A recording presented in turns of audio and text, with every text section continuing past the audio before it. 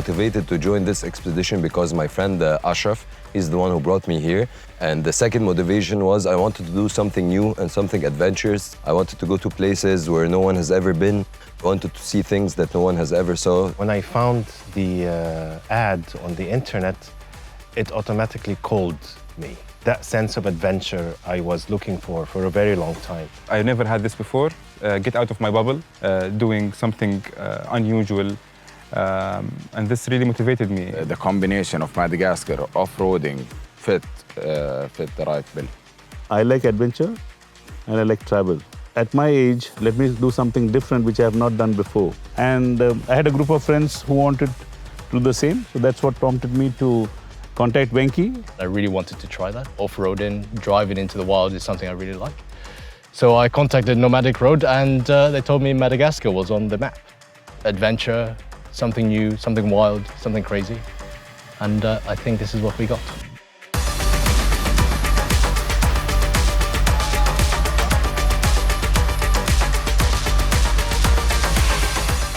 I can define this expedition in 3 words.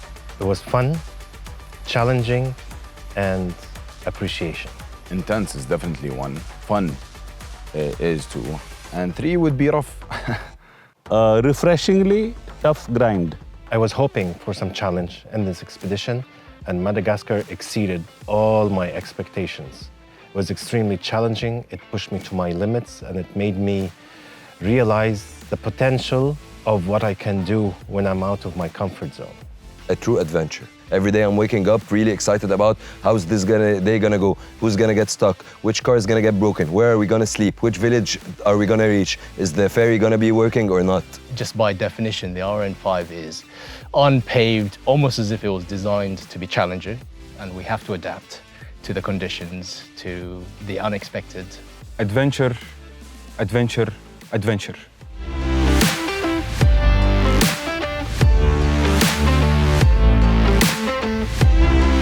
The nicest unexpected thing I found in this expedition was the entire journey.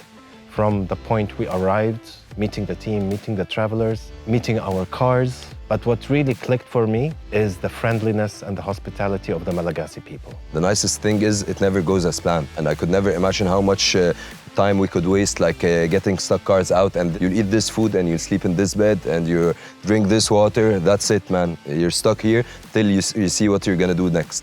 The sunset pontoon ride, with the sunset and the stargazing, yes, it took a little bit longer than expected, but it was really an experience by itself. We were all sitting on top of our cars, on the roofs of our cars, at night, and I think that was the most stars I've ever seen in my life. That was a very special bond between the team.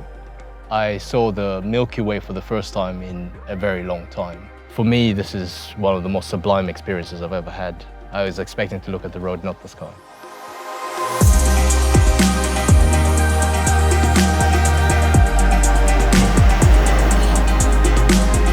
Most challenging aspect of this trip was to adapt myself. You have to prepare for a challenge of every sort. Driving is a challenge.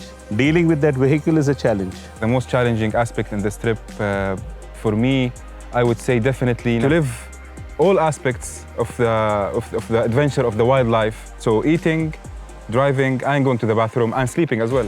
So the mix of humidity and lack of taking showers and the driving experience has been equally challenging. Waking up every day 4 a.m. This was very challenging for me. I had 6 or 7 bottle showers in the woods. I even pooped in the woods in the forest. So this for me, honestly, was extremely challenging, but I loved it. The most challenging aspect on this trip was facing the unexpected, the unknown. We didn't know if we were able to continue the journey or not. That was the most challenging aspect that I found in this expedition.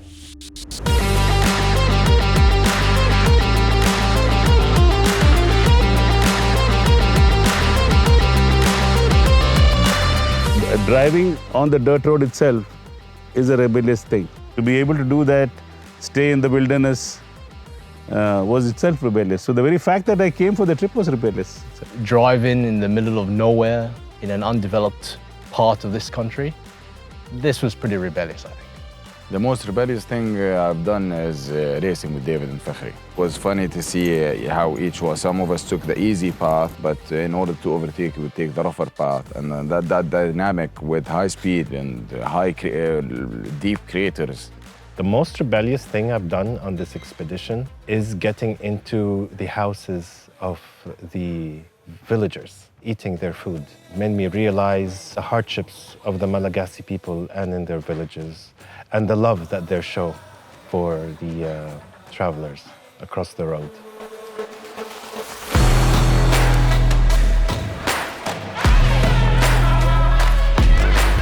The experience driving on the RM5, I would consider it merciless, ruthless. I'm not exaggerating. It's very tough. I don't think it was made for people to drive on it. The driving experience I had on the RM5 is extremely funky. Okay, we're off-roading. Don't tell me we're on a road. This is not a road. Beauty of it is it changes across the way. Some of it is really wide, some of it's really narrow, some of it is really muddy, some of it just outright pools across. The other thing is that as you're driving, you understand the people, how life goes on, and the drive opens yourself out to a new frontier. So it was for me both a driving and a personal learning experience. I found it mind-blowing. When you first encounter it and you think this is a national route, there are contradictions. It looks like a path that someone deliberately destroyed. This is what we came out for, to encounter obstacles, to go through them, to go around them, to go in them. So the experience of driving on the RM5 was mad. It's nothing you can ever explain to someone by words or by videos or by photos. This is something you have to go see for yourself. This is something you have to experience yourself, because this is not a place where tourists go. I haven't seen a tourist for 6 days. Driving on the RM5 is like driving in the dark. So you never know what you're going to expect. But I've also found out some incredible things about the RM5. You see a lot of life in Madagascar on the RM5.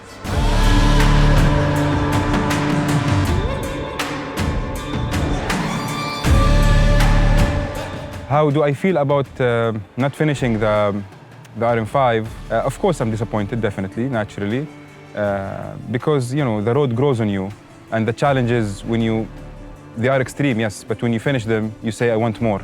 We'll do it again, definitely. But when you see someone who endured the long trip and managed to cross the finish line, you get this sensation of achievement.